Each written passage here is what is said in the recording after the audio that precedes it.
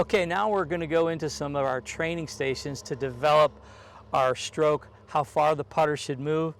The first concept is the putter basically travels kind of on a pendulum. If my shoulders are moving, the putter head is moving back and forth, pretty equal in distance, and you can see the pace is very similar.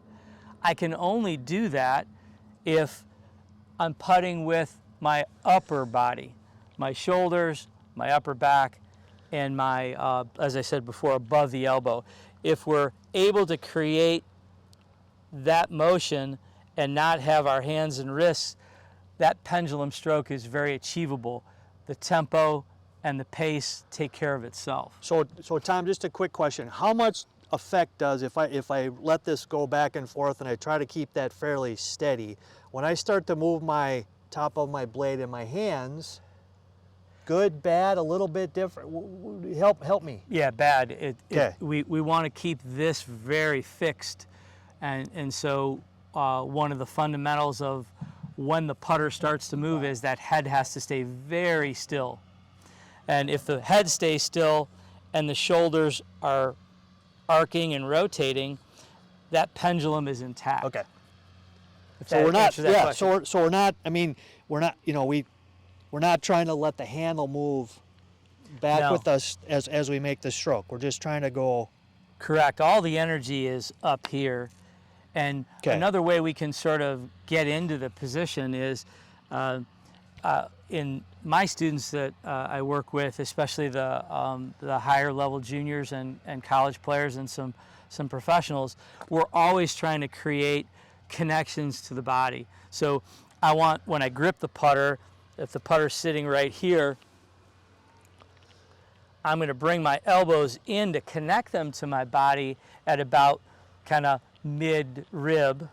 And then as I bend over and get into my position, as we said back over there, getting my eyes to the line, now I'm in a position to use a larger muscle group.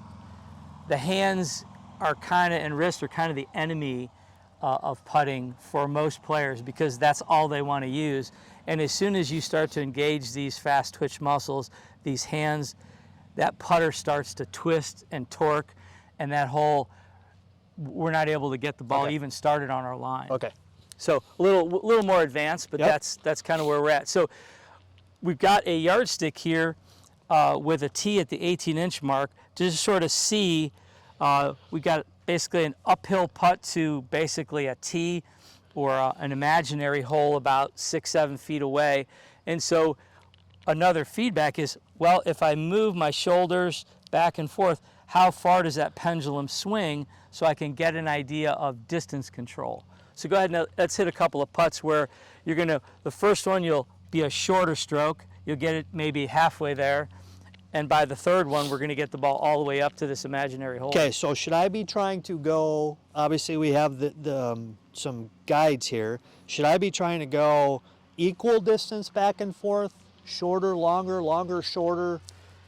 For now, let's go equal distance. Okay. We do want the putter to accelerate, so there may be a little bit more on the back, but for now, let's stay with equal. Okay. And so let's try to go to about their back and the same forward. Really good. Okay. Now so that one just got close to the hole. So to get that ball, create a little bit more energy, we're just going to add about 1 inch to the pendulum on both ends. Good. Oof. A lot of acceleration there. So we actually saw a little bit of the pendulum break, and that right forearm really got that putter moving, and we hit it a little bit past the hole. So equal speed? Equal speed. Equal speed. Right. If I'm moving the energy from the shoulders down, the speed should accumulate. Okay. Let me get this out of the way and go ahead. Really good. Would have crept in that left side of that imaginary hole. I can tell you just from those 3 putts I hit, and you probably saw it, I tend to be a very accelerated versus maybe that, for me, that just that initial, okay, I'm going to do it the same. my brain really had to kind of concentrate on what I felt would be to not have all that acceleration to still get the ball to go that distance. So, you know, we hear about acceleration all the time, right? We don't want to decel all the time. Correct. And I wonder sometimes, and again, obviously where you grew up, how you grew up, what you're used to doing, Yeah. that acceleration, I think sometimes it's harder to control. Yeah, let me give you a drill for that to kind of at least give you a sense of how you can control that. What Greg's really talking about is the transition of when the backstroke finishes and the forward stroke goes. That's when the putter head is gonna contact the ball. We want it to accelerate, but we don't want to hit the gas pedal to the floor because we saw that ball roll 3 or 4 feet by. And so that wasn't gradual acceleration, that was too rapid acceleration. Okay. So here's a drill for that. You're gonna take your stroke, you're gonna get to the top of your backstroke, and you're gonna take your trail hand off of it, and you're gonna count to 3. So you're just gonna go 1, 2, 3, and then let that putter go.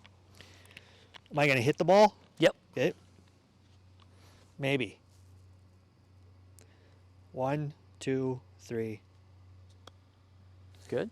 Let's do that again. And this time leave both hands on. Okay. 1, 2, 3. Almost the optimal speed. Right. So there's some variance in instruction as to what hands or arms control. I've always been like Tiger, the left hand controls the face and the right hand controls the speed. So I took the right hand off initially just to get you away from feeling your right hand try to accelerate it, and you didn't, right? It literally almost stopped. So you made the correction with both hands on to get both sides of that triangle, left and right, moving together, and your distance control was perfect, and you didn't have to think about it. Right. So there's a simple little speed control drill to gain some consistency of how you accelerate the putter. Perfect.